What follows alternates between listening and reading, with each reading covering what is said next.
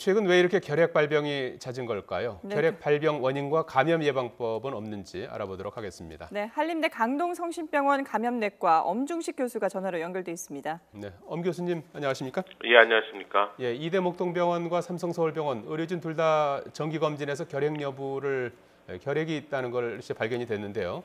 두 곳 다 신생아실하고 소아병동에 근무하던 간호사여서 우려스러운데 아직까지는 감염 가능성은 없는 걸로 전해지고 있는데 감염 가능성은 없을까요? 추가로 나오지 않을까요?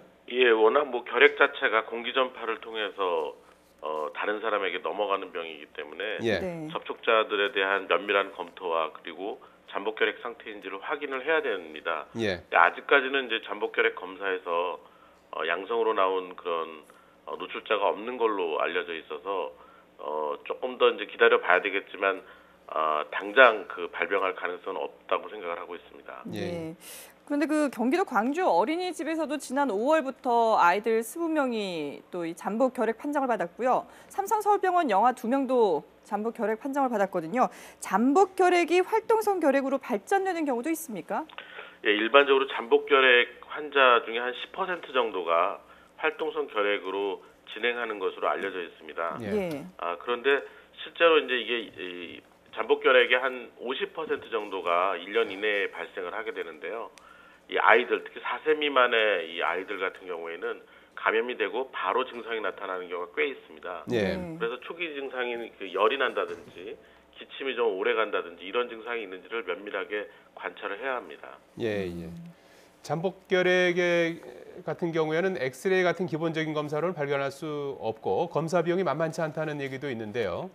그래서 한국이 결핵 발병률 OECD 1위가 된 건 아닙니까?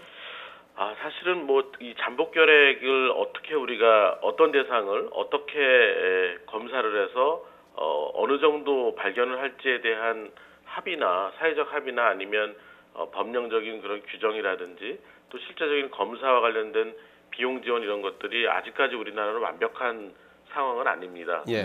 그렇지만 이 잠복 결핵 이 검사의 문제 때문에 결핵 발병률이 1위인 건 아니고요.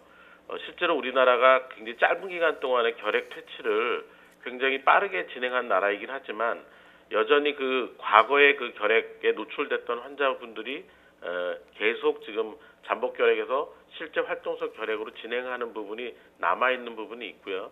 또 말씀하신 것처럼 잠복 결핵인 상태에서 선제적인 치료, 그러니까 잠복 결핵 상태에서 결핵약을 먹는 그런 치료와 관련된 부분들이 의료 현장에서 충분히 이루어지지 않은 것이 아직까지 발병률이 높은 이유라고 생각을 하고 있습니다. 예. 지금 결핵 발병을 줄이기 위해서 보건당국이 학교와 의료기관 근무자에 대해서 결핵 검진을 의무화하겠다라고 조금 전에 이제 발표를 하지 않았습니까? 네.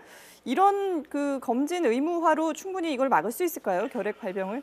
사실 검진을 한다는 것은 이렇게 100% 막겠다라는 의미보다는 네. 우리가 상대적으로 취약한, 그러니까 고위험군에 해당이 되는 그런 아이들 또 병원에 입원해 있는 면역 저하자 같은 분들을 보호하겠다는 측면이 첫 번째가 있겠고요. 네. 두 번째는 의료인들 같은 경우에는 반대로 결핵 환자하고 접촉을 하거나 아니면 자기도 모르게 노출됐을 가능성이 많기 때문에 의료인 자체와 또 환자 그리고 아이들 양측을 서로 보호한다는 입장에서 의무적으로 검사를 하는 것이 옳다고 생각을 하고 있고요. 예. 그렇지만 이런 다른 집단 시설이나 이런 데서 어느 직군까지 검사를 할 것이냐 이 부분은 좀 논의가 필요할 것 같습니다. 예, 알겠습니다.